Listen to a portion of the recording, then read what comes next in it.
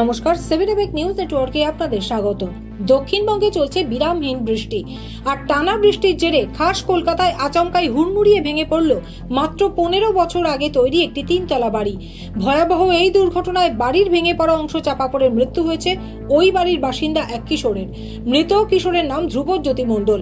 দুর্ঘটনাটি ঘটেছে বিধাননগর পৌর নিগমের 18 নম্বর ওয়ার্ডের অন্তর্গত কেষ্টপুর উদ্যানপল্লীর 7 নম্বর এলাকায়। স্থানীয় সূত্রে জানা গেছে, বৃহস্পতিবার রাতে প্রথমে ওই বাড়িটির 3তলার ছাদ ভেঙে পড়ে, তারপরেই দোতলার ছাদের অংশ ভেঙে পড়ে একতলায়। সে সময় একতলার ঘরে বসে টিভি দেখছিল ওই কিশোর। আচমকাই ছাদের অংশ হুড়মুড়িয়ে ভেঙে পড়ায় তার তলায় চাপা পড়ে যায় সে। বাড়িতে ধ্বংসস্তূপের মধ্যে আটকে পড়েন বাড়ির অন্যান্য সদস্যরাও। আর এই খবর পাওয়া মাত্র রাতেই ঘটনাস্থলে পৌঁছয় বাগুইআটি থানার পুলিশ এবং দমকল বাহিনী। কিন্তু রাত ভর নাগারে বৃষ্টি চলায় ব্যাহত হয় উদ্ধার কার্য। তবে ভোরবেলা ধ্বংসস্তূপ সরিয়ে গুরুতর জখম অবস্থায় ওই কিশোরকে উদ্ধার করে আরজিকর মেডিকেল কলেজ ও হাসপাতালে পাঠানো হলে চিকিৎসকেরা তাকে মৃত বলে ঘোষণা করেন। জানা গেছে, বিপজ্জনক ওই বাড়িটিতে কোনো লোহার কাঠামো ছিল না, বাঁশের উপর কাঠামো দিয়েই বাড়ির ছাদ ঢালাই করা হয়েছিল। পুরসভার তরফেও নিষেধ করা হয়েছিল বাড়িটিতে বসবাস করতে। সে কারণেই টানা বৃষ্টির জেরে ঘটেছে এই দুর্ঘটনা। ঘটনা ঘিরে তীব্র চাঞ্চল্য ছড়িয়েছে গোটা এলাকায়।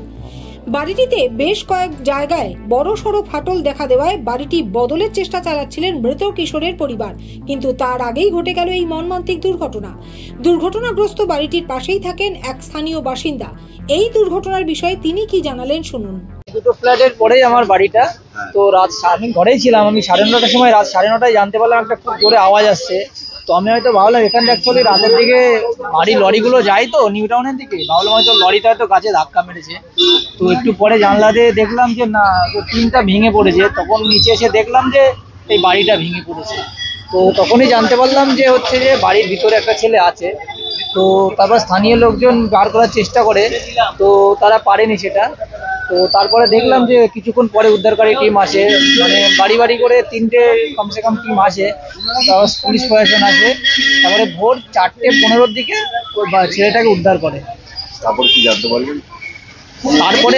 তারপরে আমি ঘটনাস্থলে ছিলাম না, বাড়িতেই ছিলাম। সেটাই জানতে পেরেছি পরে যে ছেলেটা মারা গেছে। আর এক স্থানীয় বাসিন্দা জানালেন, বাড়িটি অবৈধভাবে নির্মিত হয়েছিল। বাড়ির বাকি অংশটিও যে কোনো মুহূর্তে ভেঙে পড়ার আশঙ্কা রয়েছে। গতকাল শুনলাম যে বাড়ি ভেঙে পড়েছিল, তারপরে আমাদের কাউন্সিলর আর বিপদের মোকাবিলা দল এসেছিল, 5 ঘন্টা পর এসেছিল। সেই জন্য মানে উদ্ধার করতে 7 ঘন্টা প্রথমে টাইম লেগে গেছে। সেই মধ্যে ছেলে মারা গেছে। যখন উদ্ধার করা হয়েছে তখন অচেতন অবস্থা ছিল, হাসপাতাল নিয়ে যেতে মৃত বলে ঘোষণা করা হয়েছে। এই বাড়িটা তো অবৈধ বাড়ি। হ্যাঁ, এবং এই বাড়িটা যে ঢালাই, সেই ঢালাই কিন্তু রডও ব্যবহার হয়। রড ব্যবহার করা হয়েছে, বাঁশ দিয়ে ব্যবহার করা হয়েছে, আর ইটের বদলে মানে ইট ভাঙাগুলো ব্যবহার করা হয়েছে। ইটও সম্পূর্ণ ছিল না। পৌরসভা থেকে কোনো ব্যবস্থা নিয়েছে এখনো পর্যন্ত? না, এখনো পর্যন্ত ব্যবস্থা নেই। কাউন্সিলর আছে, হয়তো কোনো ব্যবস্থা নেবে। এরপর হয়তো ভেঙে ফেলা হবে, পুরোটা ভেঙে ফেলার চেষ্টা করা হচ্ছে। এখন কতটা আতঙ্কে রয়েছে? আতঙ্ক তো রয়েছে। এখন অনেক জায়গায় এরকম বিপদের মোকাবিলা মানে বাহিনী এসে ভেঙে দেওয়ার মতন বাড়ি অনেক জায়গায় রয়েছে। এই যে রাস্তা দিয়ে যাচ্ছেন, এই বাড়িটা তো এখনো খুব বাজে অবস্থায় রয়েছে, যখন তখন ভেঙে পড়তে পারে। যখন তখন ভেঙে পড়তে পারে, যে কেউ আহত হতে পারে, যা ইচ্ছা হয়ে যেতে পারে। 7 এবেক নিউজ নেটওয়ার্ক, কলকাতা ব্যুরো। আরো বিভিন্ন খবরের আপডেট জানতে হলে অবশ্যই সাবস্ক্রাইব করুন 7 এবেক নিউজ নেটওয়ার্ক চ্যানেলটি, কারণ আপনাদের একটা সাবস্ক্রিপশন আমাদের কাছে অত্যন্ত মূল্যবান। জয় হিন্দ।